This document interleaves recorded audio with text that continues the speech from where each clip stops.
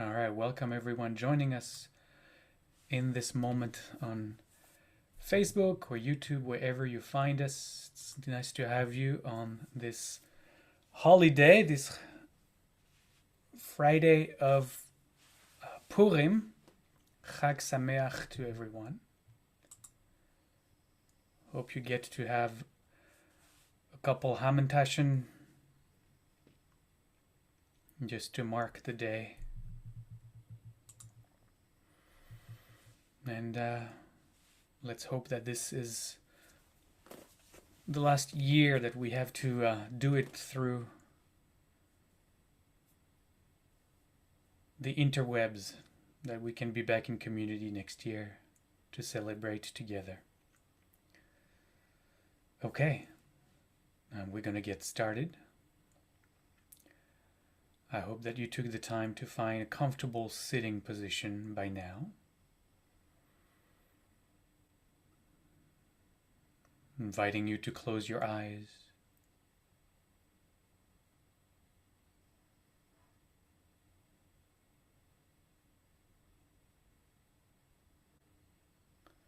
And to move your attention onto the breath.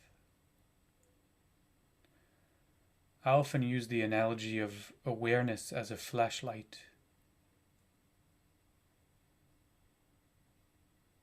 And awareness becomes mesmerized by whatever it is that it shades its light on. And most of the time that light is stuck on our thoughts. From time to time, when there is something in our body that is uncomfortable, then the flashlight snaps out of the thought and suddenly we are preoccupied with a physical something. From time to time, there's a strong emotion, and so the flashlight shifts from being stuck on the thoughts to the heart, just to be present to whatever emotion is arising. But most of the time, I would say in the 90%, this flashlight of awareness is completely stuck on lighting up thinking. And it's become such a habit of ours that in fact we have identified with the thinking, because that's really so much of what we are preoccupied with.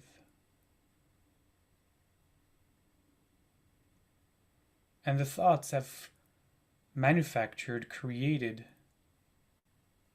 a separate thinker. There's really no reason to think up a separate thinker because there's only thoughts. But thoughts, if we start to really look at them, overwhelmingly, let's say 99% of the time, refer back to an I, a me. This imaginary friend that thoughts have created, that has become the owner of the thoughts.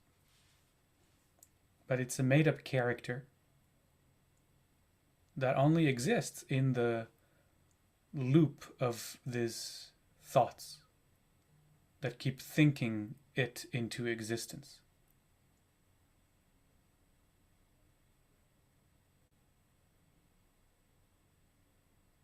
But because the flashlight is stuck there most of the time, we have confused the content of the thoughts that include this I with, in fact, the greater I that is shining the light onto the thoughts. So the practice of observing the breath is to help us break the spell of having the flashlight stuck on thoughts. We pry away from the thoughts the flashlight of awareness and focus it on breathing. We have to break, as you understand well, years and years, decades of that habit. Which is why, as we meditate, we see that the flashlight is like, it's like there is a magnet that brings the flashlight back onto the thoughts. And we have to pry it away from the thought again and onto the breath again. And then the magnet just pulls it back, and then we pry it away. And that's the practice. There's nothing wrong and nothing bad. It's just we're trying to break free from this ongoing total identification with all that the mind is producing.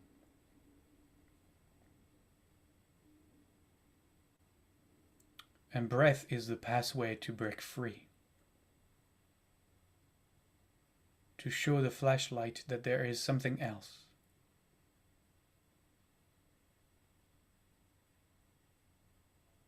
And then when we are able to break free from this automatic stuckness on thinking, then we begin to apprehend a bigger reality. Because then we can really be present to the other parts of experience. Be it physical, emotional, spiritual.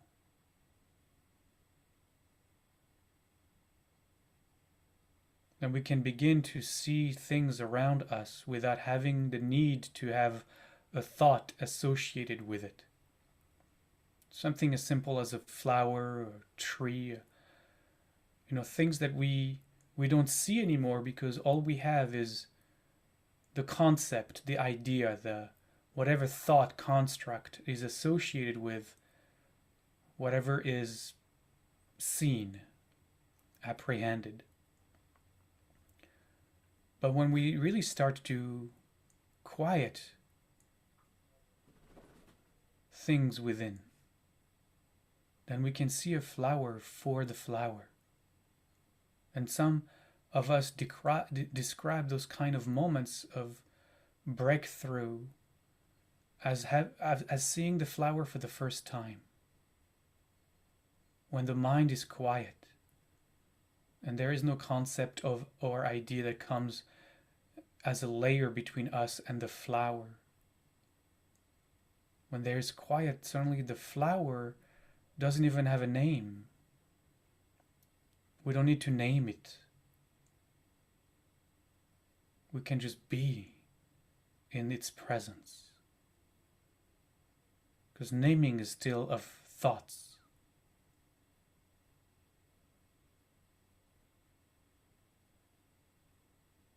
And then we can be in the presence of tree without having the word tree. And then we can really experience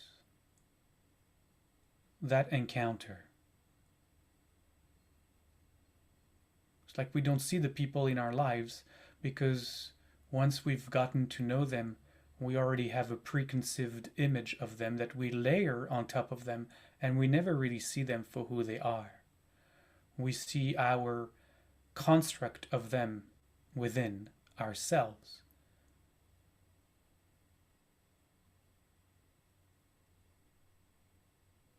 So that's what we are doing. When I invite you to bring your breath, bring awareness onto the breath, I'm inviting you to begin the process of breaking free from the magnet of thinking. And every time we succeed in doing that, bringing the flashlight to the breath or to a physical sensation, breathing, by the way, is another physical sensation if you haven't figured that out yet.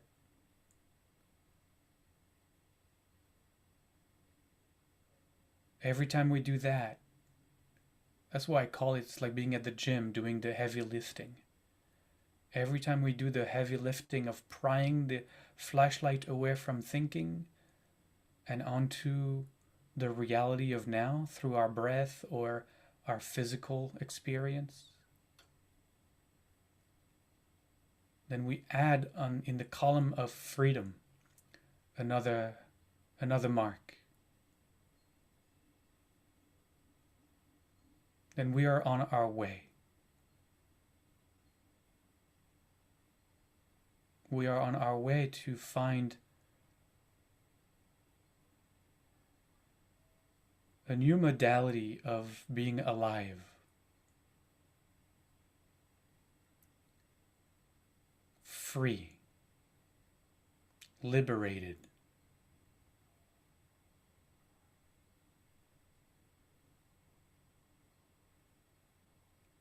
A journey to discover that if we are not the little character that is created by thinking, then what are we? Because then a new identity can be revealed. A bigger identity, a broader identity, a true identity.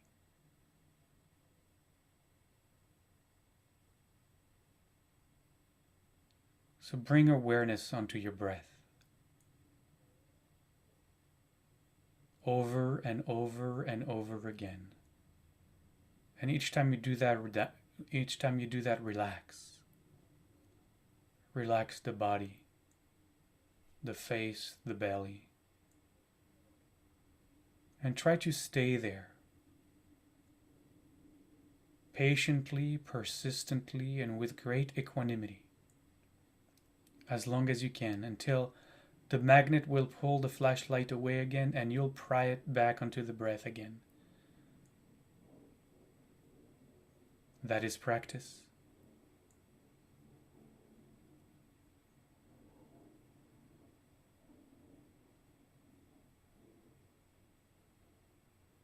That is the journey.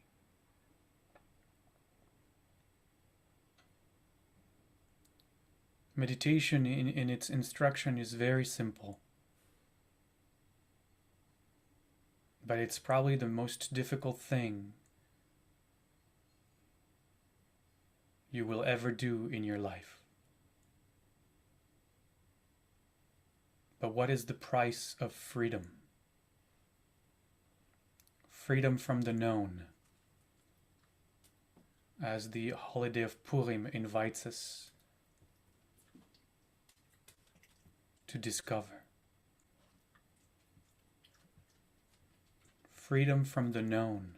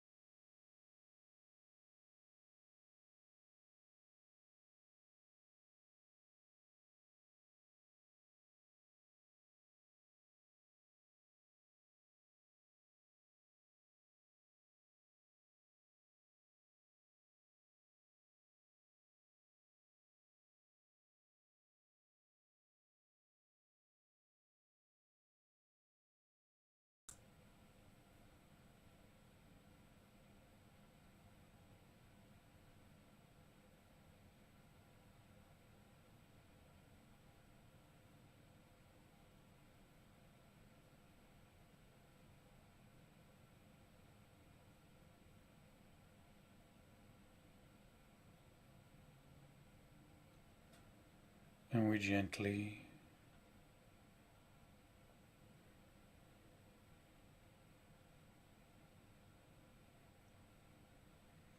let go of our practice for now. Taking a couple of deeper breaths and stretching the body if we feel the need to do so.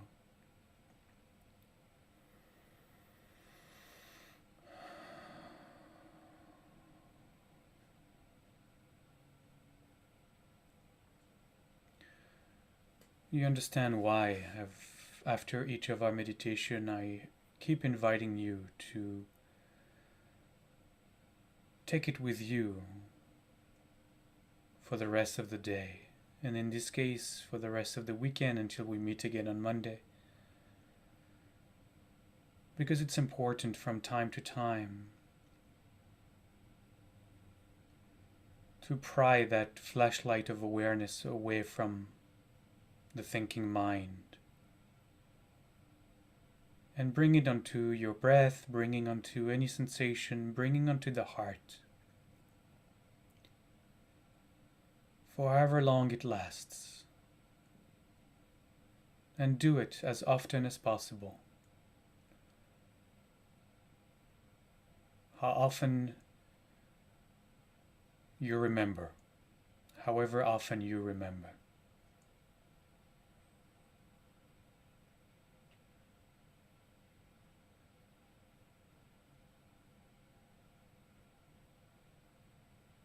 We'll close with a threefold Shalom chant,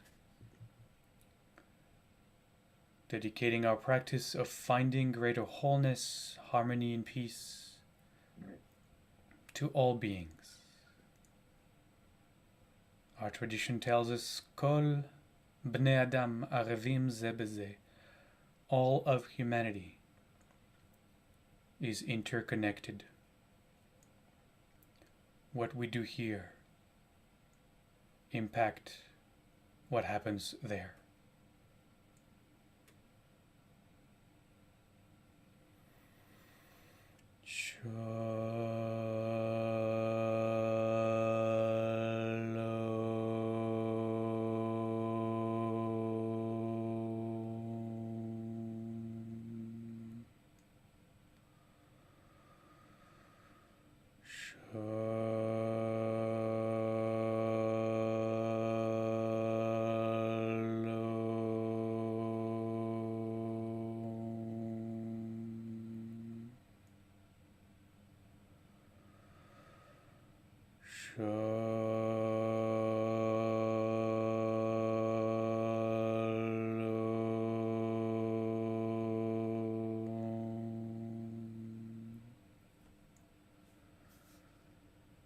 Wadeni, thank you.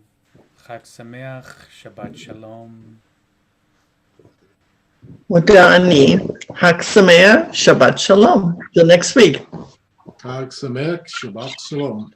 Hag Sameach, Shabbat Shalom. Rabbi, thank you. Hag Sameach. Hag Sameach, Shabbat Shalom. Did it. Yeah. Thank you, Rabbi. Shabbat Shalom.